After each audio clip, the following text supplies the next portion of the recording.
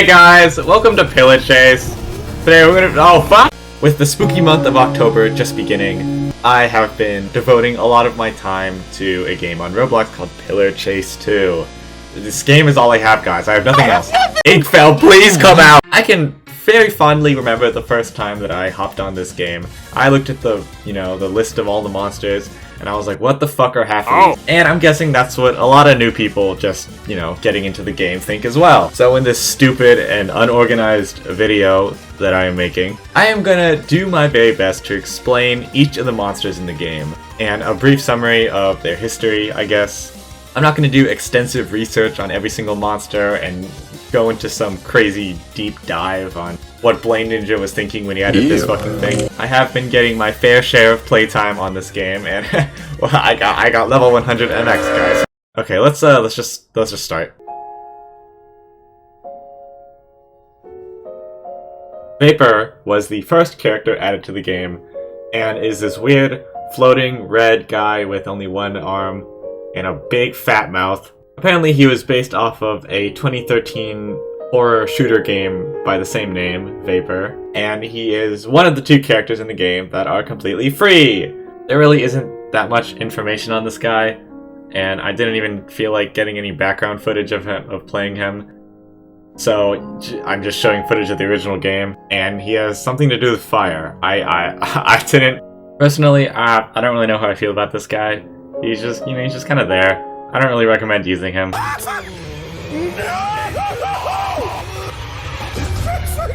Rosemary is the second free character, along with Vapor. She is the only female character in the game, and the second one that was added. She's an original character that was apparently based off of this old Oculus game called Terror Rift. She has no arms and runs around and likes to scream a lot. Forgot to mention this with Vapor, but they both come from one of Blade Ninja's previous projects called Beware the Rain, which is a Minecraft horror mod, I think. She's not the best character, I'd say, but not unusable. Oh my gosh, you are on my tail. Holy jeez. Go, go, go, go, go, hide. Okay, there he is. He doesn't think to check the cupboard. The next monster is where things start to get interesting. It is the Ao Oni, who actually originates from an old Japanese survival horror game, also called Ao Oni. He also goes by the Blue Monster, Blue Demon, Blue Ogre, despite not being blue! In the game, you play as a boy named Hiroshi, alongside his classmates, as they investigate a strange mansion in the edge of town that is rumored to be haunted by a monster. Once inside, they discover the demon that was rumored to be in there as the Ao Oni. The door to the mansion gets locked, and you must survive by exploring the mansion, gathering items, and doing puzzles in order to escape. There will be random events where the Ao Oni chases the player, and then also some scripted events, which forces the player to evade by outrunning or just hiding or anything, since you can't really do much against this guy. He was the third monster to be added and has the special spooky ability of shapeshifting. He can turn into your friends, he can trick you, and then he could eat you. Overall, honestly, a really interesting and cool monster. While we're on the topic, I'm actually hosting a party in my own mansion sometime soon. I think you guys should definitely come check it out. I mean, I'm just saying, right? No pressure.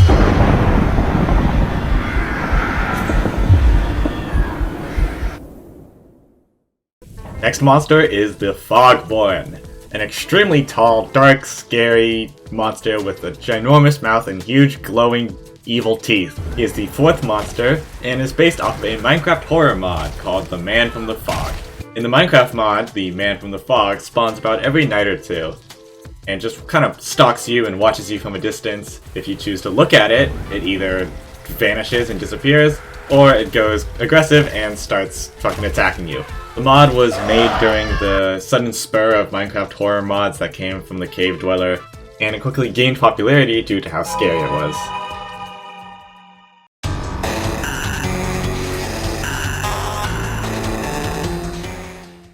EXE, also known as Faker, is not actually Sonic.exe like some people think.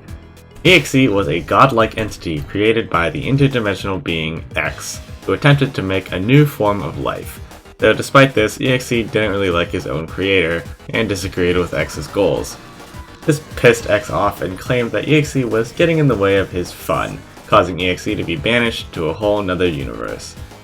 EXE has his own realm. Within it is the Black Sun, not only a map and pillar chase, but something that serves to contain the souls of EXE's victims. Like most of these monsters, he's a very evil and cruel guy. In his fake Sonic form, you can see that he kinda looks off from Sonic, but not too much at a first glance to be distinguished. He's really not the best at disguising himself.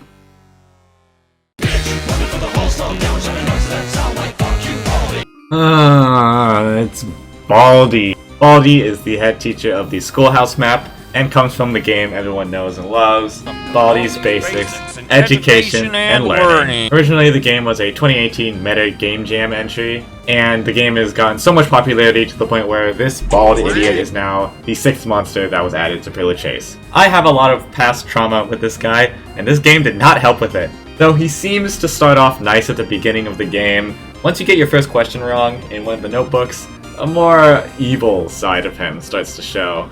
He begins to slap his ruler, chase you across the map, normal teacher stuff. If he catches up to you, he does this.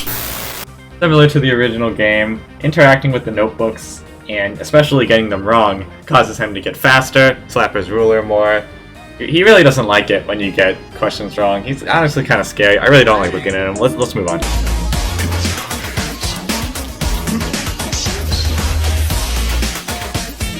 Uncle Samsonite is the 7th monster that was added to the game. I always thought he was a pig, but I don't really know at this point. I don't know what he is.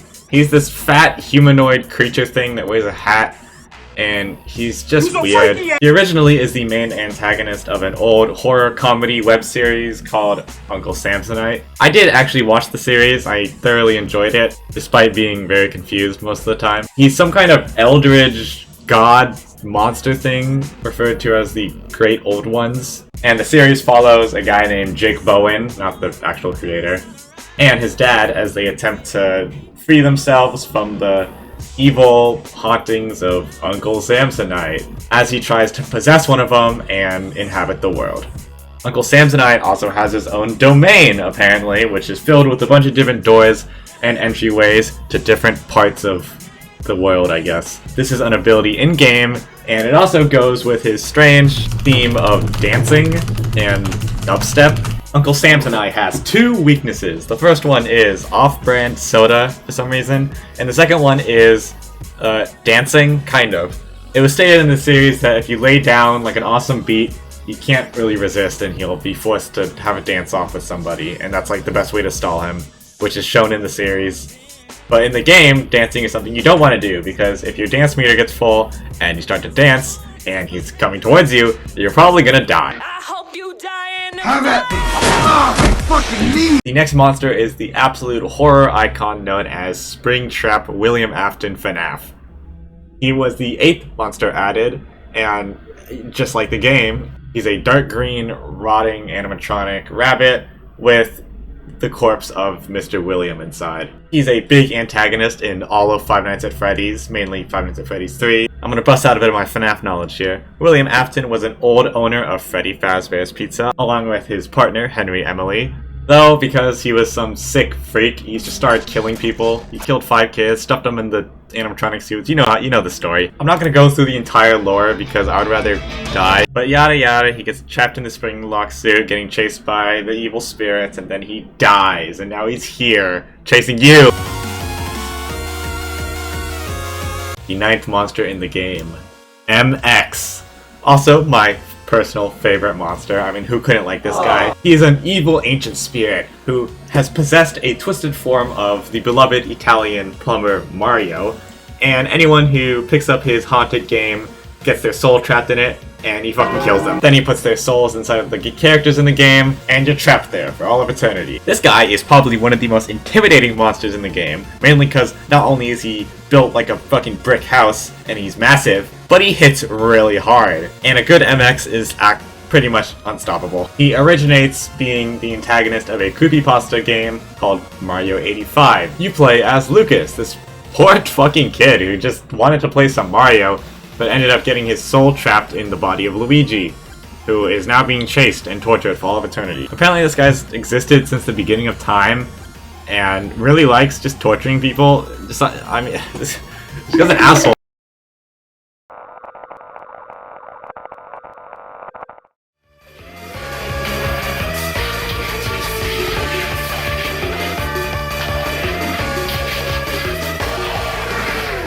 The is a Super Mario World ROM hack that was released in 2016 on the site Super Mario World Central by users Torchcus, Underway, and Medic. It's also known better as Coordination Day. When starting up the game, you're met with the funny Pipe Man, standing alone in an eerie, misty forest. There's not much you can do except walk forward slowly and jump. While progressing through the level, multiple strange cryptic messages will appear. It is unknown who's saying these, and they're very common throughout the entire game. Eventually, you'll reach a seemingly endless void cutting off from the map. Entering it leads you through some dialogue before you emerge out into a distorted pink forest. A twisted-looking version of Princess Peach begins to chase after you, flying around like a ghost to swoop down. This is Coordination Day Peach, also known as the Forest King, the 10th monster that was added to Pillar Chase. He's some kind of ancient evil spirit who inhabited this forest before Peach ended up as his vessel. After she was sacrificed, drowned. I recommend just watching an entire video on Coordination Day since it's really interesting.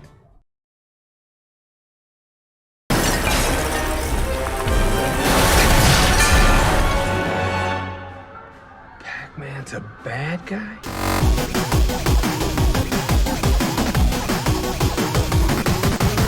The next monster, and also my second favorite in the game, is WYST, W-Y-S-T, also known as the weird yellow smiling thing, which is pretty accurate, I guess.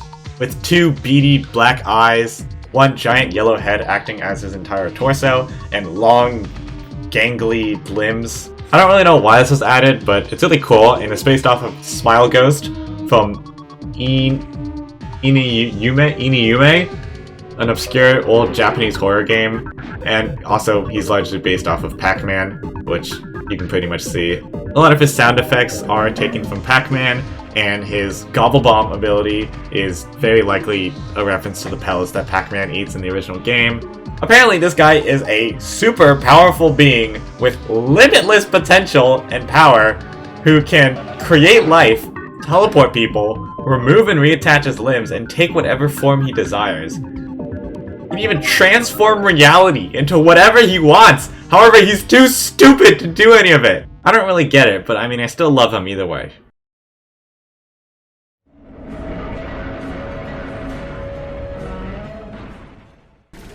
The next monster is Niloticus. He's one of the few monsters that, upon release, actually got some info about him. A monster made under a nuclear power plant with extremely dangerous radioactive capabilities. Broke free from its facility and now roams the planet, cleansing the world of human life. He was largely based off of the YouTube series The Man in the Sea. He is an original monster based off of Godzilla, and was the 12th monster added in Pillar Chase 2. He is extremely fast, extremely mobile, can jump at you, spit radiation. He's kind of awesome. I love him. His name is also based off of the scientific name of the Nile crocodile. Hey, that's me. Once the prey is within position, the mimic will advance silently until it is close enough. The mimic will then execute and immediately begin consumption. The Vita Mimic, also known just as the Mimic, the 13th monster added to Pillar Chase 2.